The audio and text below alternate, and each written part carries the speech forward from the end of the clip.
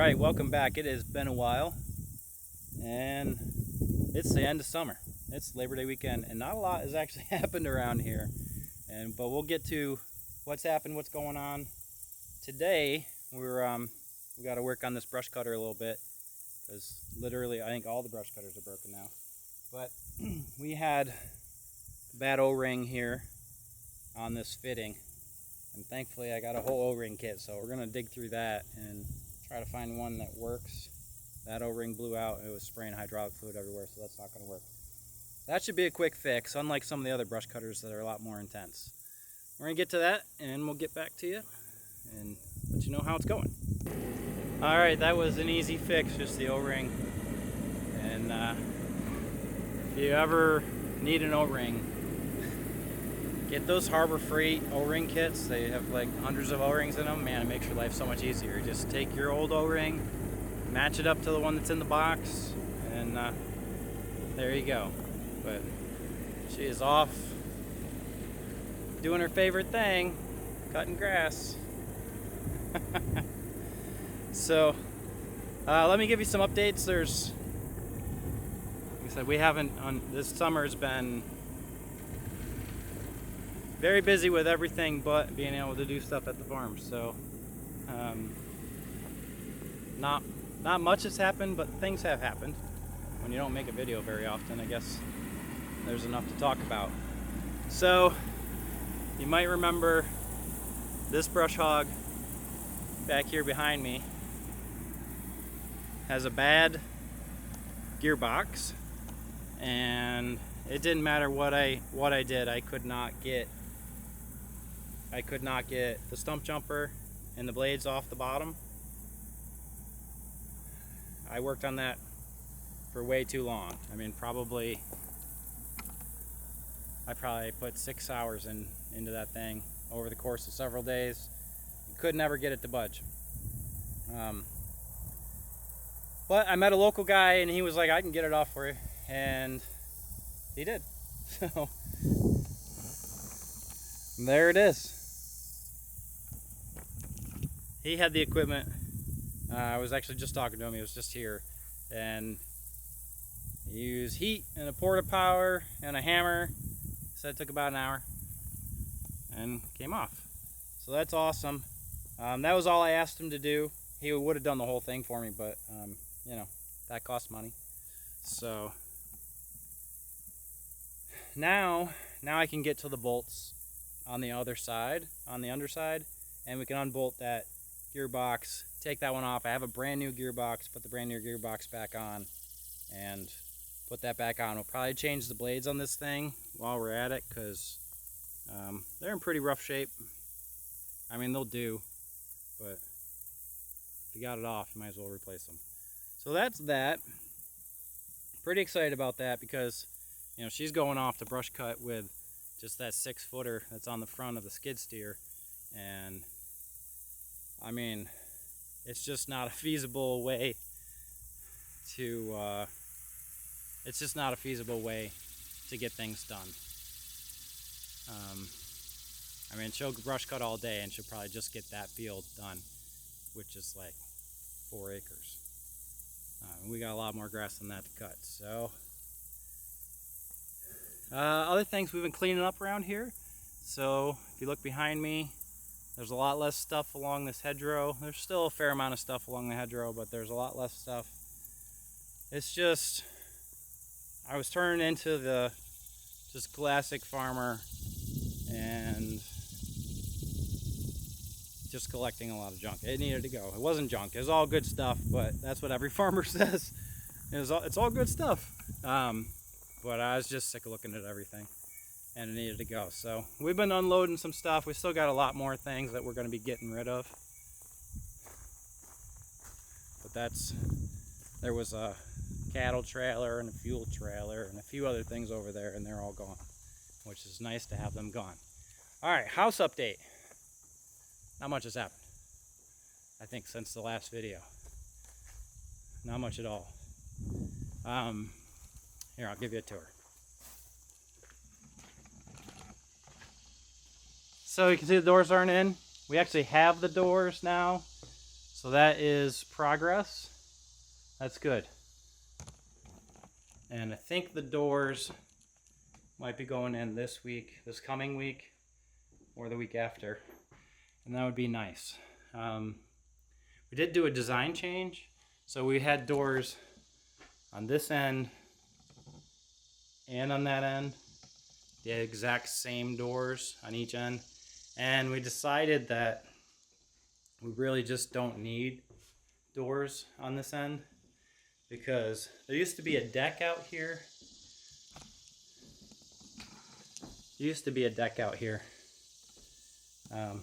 We're not putting the deck back. And I know there's these nice brick steps.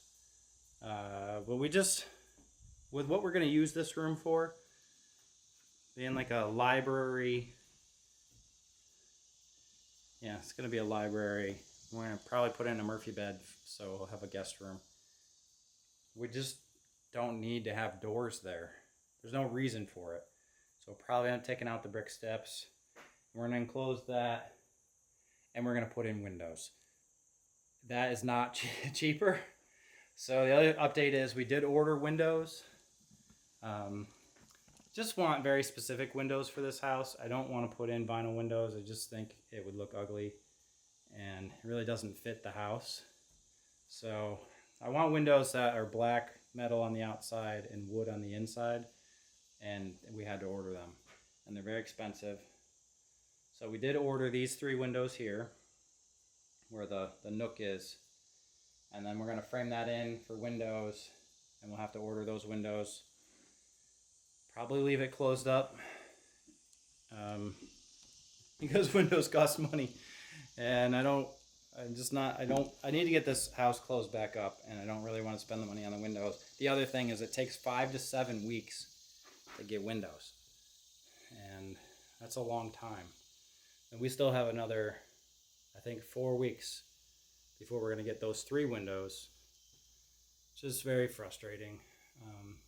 But that's really my own fault. I waited a long time. I really didn't know exactly what I wanted, and I don't know anything about windows. I didn't know who to call or ask, and I happened to meet a local who, that's what he does, is windows. So I hired him. Almost everyone on every project around here that I do hire, well, I think everyone is a local, within 10 to 30 miles of here.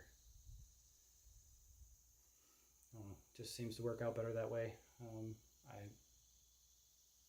I like hiring the locals. So we're getting here on the house, but the house is really, it's not where it needs to be. I'm going to do a few things today. Our contractor is familiar with the zip system, but it's not something he does all the time. And there's some details that I learned from the internet, not because I am a contractor or anything, but I learned from the internet that I can do to just kind of take it up a notch. And that has to do with where you apply the tape. So I'm going to go around and apply some tape, mostly around the doors and the window openings, to just really seal those up really well. And then when he comes up to put in the doors, I know that they'll be as tight as they can be from a weather perspective. So pretty excited about getting the doors in here. Oh, and so we have 2 doors. We're replacing the door on the front of the house. That way they match. And that door on the front of the house is 50 years old and really junky. It was really just a matter of finding a door that would fit. So now we have doors that'll match. We were originally going to go with mahogany doors. That didn't work out. These ones they're fiberglass, which are really nice high-end doors, and you really can't tell. So they're going to blend in really well. They look like wood doors, but they're actually fiberglass doors, and they'll last forever and be very low maintenance, which is nice. Those mahogany doors would have been really pretty, but they would have required a fair amount of maintenance. And this house is 125 years old. It's going to require a lot of maintenance all on its own. I don't need to add more maintenance to it. That's it for now. So I'm going to get going on putting up some of this tape, and then we'll go to the barn dominium. Zero progress there, but we'll talk about what we're about to do. And then I have some updates about some of the other things we did, and switching gears, and I believe someone made a comment about something, proved out to be true. So stick with me and we'll do all that. All right, so this is a zip system tape. This stuff's great, super sticky, and you know, this whole like a whole system that goes together, and this really helps with any water penetration. So what I'm going to do is I'm going to run this all the way around the edge of the door opening. So pretty simple. It really is just going to go right across here, just like that. I mean, this isn't rocket science, it's tape.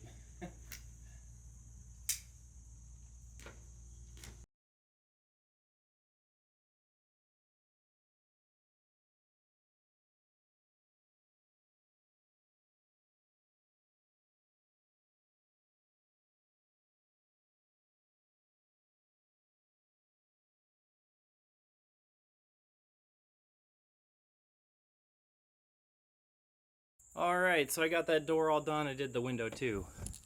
So you can see now the zip tape goes all the way around and the corners are done so that it'll drain. I did the same thing with the window. So that's all set. The rest of the windows aren't completely framed in yet, so wasn't able to do those. And yeah, I'm sure my builder would have done it, or I could at least told him to do it, but I'm here and it didn't take that long. It's one of those things, just do it yourself. And then you know it's done the way you want it to be done. So I wanted to show you the doors that we picked out. So here's what they look like.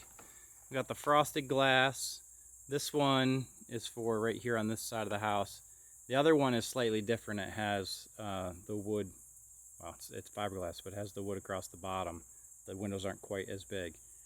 And they're black. They're really kind of like a really dark brown. They're supposed to be black, but if you get real close to them, they look like a really dark brown. That way they'll let in a lot of light. Not too much light, but they'll let in a lot of light. Hopefully keep some of the heat out, and no one can just like. I have this thing about glass doors. Like, I like light, all light, but I don't like people at night to be able to just look inside my house.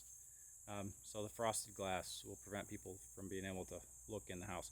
Not that anyone would be able to anyway. The house is a quarter of a mile from the road and no one comes up here. I don't know, it's just a privacy thing. So anyway, we got that one. Like I said, that one goes for this part of the house, and the other one that has the shorter windows with the wood effect at the bottom goes on the front of the house. They're very heavy. I thought I'd be able to move them by myself, and I thought wrong.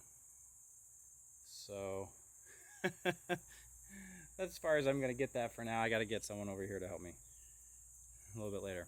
But I'm going to go over to the barn dominium and then give you an update over there. All right, we're in the barn dominium, and if I was to pan around, it looks exactly the same as it did 3 months ago. So unfortunately, we haven't made any progress in here. And it's a whole host of factors. One of them is we have these 2 persistent leaks in the roof. And I've had the builder here a couple of times, and I don't know, they just can't seem to get it fixed, which is a little frustrating. So, you know, if it was just a leak in the shop, it wouldn't be that big of a deal. But on the barn dominium end, we can't close it in. We can't put the ceiling and everything. It can't really do anything because it's leaking. And the problem is this leak over here is no one can figure out where it's coming from. We can see where it's dripping, but that's not where it's originating. And it's really difficult to figure out where the leak is happening. And at this point, I think the only feasible way for me to make the leak go away and to feel good about it is to spray foam. And I know we had talked about doing the EPS on the polystyrene sheets. We're still going to do that in the walls in the barn dominium. And I think maybe in another video I talked about how we had gotten a quote on spray foam, and it was a lot less expensive than I had thought it was going to be.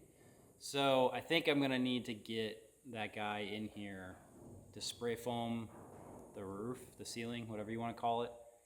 Because one of the problems with these buildings is wind-blown rain blowing up underneath the ridge cap, and then it trickles down and it drips from wherever.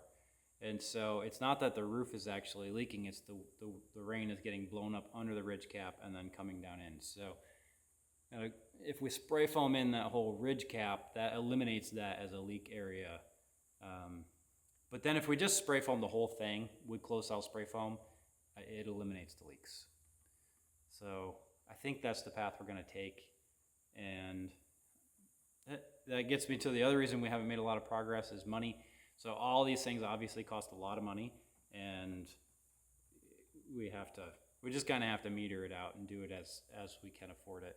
And right now, I don't want to part with the money to do the spray foam. So it's kind of on hold, but I am going to start putting the EPS in the walls in the shop because there's nothing to prevent me from that. It's all sitting there, and I can do a sheet here and there. It's not a big deal. Oh, there was one other thing. Well, there's a lot of other things. There's something I wanted to show you, and this was one of the reasons why I was trying to put the tape down as a barrier, as like a physical barrier. So look at this. This whole corner, this is ants, and they've come up through that crack, and of course they've dug up all the dirt, and they put that dirt all right there, and so that's why I was trying to fill in the cracks with that tape. The tape is working really well on this end in the shop because I have the floor has been epoxied, so it sticks really well. And that leads me to when I mentioned that someone had made a comment about the tape, and I think your name was Michael. So Michael, if you're out there, I appreciate the comment, and it turns out you were absolutely right. So I believe what you said was that the tape would stick to the concrete initially, and then it's going to peel up, and it's not going to stick to it long term. And you're completely right. So I don't know how this is going to come through in the video, but all the tape is peeling up from the concrete. It's still sticking to the wood just fine, sticking to the metal just fine, but not the concrete. It's peeling up. That's going to be solved over here because we are gonna spray foam these walls, and so we don't need to do the tape. It's all going to get spray foamed, and all those cracks are going to get filled in. That'll be the physical barrier to keep the ants and the bugs and the dirt and the air out. So I stopped putting the tape down over here because we're not going to do that. But you were absolutely right. So if anyone else is thinking about doing that, don't. At least not with that kind of tape. I think that zip tape is so sticky that would work. I think it would stick to the concrete long term. But that particular type of tape, and I think most tapes, are unfinished concrete. It's not going to stick to long term. It'll stick to it initially, and then it's going to peel up. And you're right. It did. I mean, I don't know what I'm doing, right? I'm just trying things here, and I look on the internet for some information, and the internet's a big place, but it doesn't always have everything you need. So I appreciate the comments. Please keep leaving the comments below. If you see I'm doing something not right, tell me. I do want to know. I don't get offended by any of that stuff. Like, I want to know the right way to do things, or even just other ideas, whether right or wrong. Just a different way. I'm really open-minded to those things and trying different things. So appreciate the comment. Turns out you were absolutely right, and that didn't work. It'll work on all the seams of the EPS. And like I said, over here where I've done it on the shop side, it seems to be sticking just fine to the floor that's been epoxied. Yeah. All right. right, and that leads me to the other side of the money conversation, and that's making money. So I know we've mentioned before, Liz and I both have day jobs, and we're weekend warriors, which is a lot harder now having a baby. But the other reason, we don't talk about this on the channel, but we thought might as well tell you why I haven't been making as much content, and we've been kind of distracted. And that's because we started another business. So the farm is very expensive. It brings in zero revenue. You know, our YouTube channel, we appreciate all your views. We don't really make any money on the YouTube, and you know, we were trying to find another avenue for making money. So we actually started another business, and you're like, oh, I don't see anything back there. That's because everything is kind of tucked away in the shipping containers. And we started an equipment business, equipment sales business. Started off kind of on an accident at first, but has really grown very rapidly, and it keeps me very busy when I'm not doing my day job. It's really maximizing my time, and it's not leaving me as much time to work on the farm. I need to find a better balance, and we're working on that. But so that's what's been going on, and this used to be a real mess over here. I think I mentioned in other videos about the equipment yard, or you know, cleaning up the equipment yard, just vague references. And this is our equipment yard. We already had the farm, so bolting on this business was, well, it was a nice add-on. There's no extra overhead for the business. And you know, we sell all over the place. It's crazy how far people come to buy equipment from us, and we appreciate all of our customers. We try to provide the best customer service we can. So our farm's called Two Herons Farm, and our business is called Two Herons Equipment. And again, everything's tucked away out here. For the most part, you still see there's a few things that are randomly laying around, and you probably caught glimpses of it, you know, over my shoulder in some other videos. But that's really why we've been so busy, but not farm busy. And but it's an important part of the equation for us. It is providing a lot of extra revenue so that we're going to be able to afford to do a lot of these other projects, because everything is super expensive. I mean, just the windows for the farmhouse. I don't even like to think about how much all of them are going to cost, but just that room was a lot of money. And yeah, it's got to come from somewhere, and to try to keep life as comfortable as possible, we started this other business. So that's why we haven't been doing as much content. We might mix a little bit of this into what we do, but we know it's not the theme of our channel. So but we'll mix it in here and there. It keeps us really busy. We had a bunch of customers in this morning, and that ate up a bunch of my time. I've been spending the last several weekends cleaning it up because there was stuff everywhere out here, and it was kind of hard to get around. It looked like a mess. And we had customers up in here, kind of embarrassing. So everything is now put away in all 4 of those shipping containers. The goal at some point is, you know, we're gonna dig out the pond. I don't know when we're gonna do that, but we're gonna dig out the pond, and we're gonna use that dirt, well, one, to build a new pond dam, because we're gonna move the pond dam back, but also as fill here, level this out, and we're gonna use these shipping containers to make a building. So we're gonna build a 50 by 80 with the walls being those shipping containers, and have a roof over it.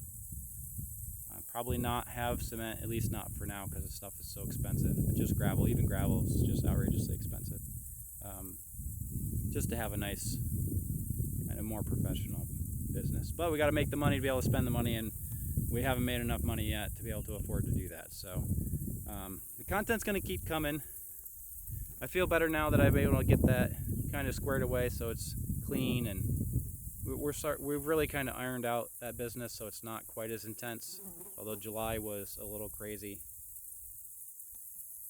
Yeah, and I'm just kind of droning on here, but anyway, so that's why we haven't seen it as much, and why we haven't really accomplished much this summer, between having a baby, running that business, it rained non-stop all summer, and so keeping up with the grass is a real challenge, especially with that brush hog being down. So I think I'm gonna spend a few minutes taking that apart, and then probably gonna call it a day. It's beautiful out here, and I want to enjoy some of it. But appreciate everyone for the comments and continued support. And life's an adventure. Let's keep it that way.